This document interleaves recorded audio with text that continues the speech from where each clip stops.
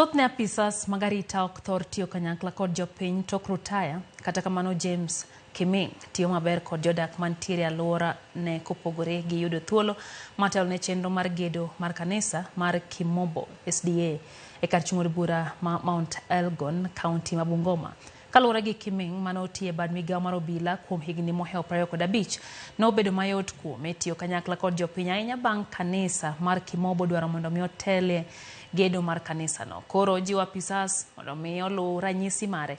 Wacho bende osir kod jokanye kanisa no mapuoyo kony ma Kiming osemiyogi ka giwacho ni Kiming osekelo lokruoge mopogore opogore makare ne kanisa no.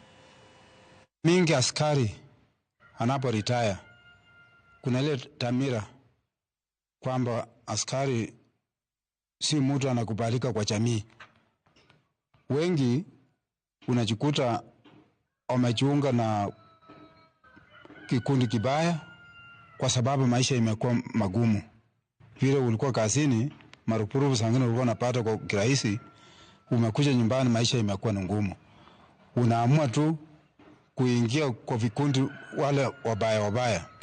So tunashukuru sana ofisa ambaye alikuja retire akakuja nyumbani.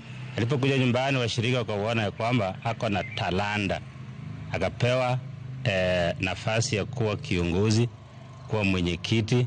So amejaribu sana pamoja na washiriki wamefikisha hapa.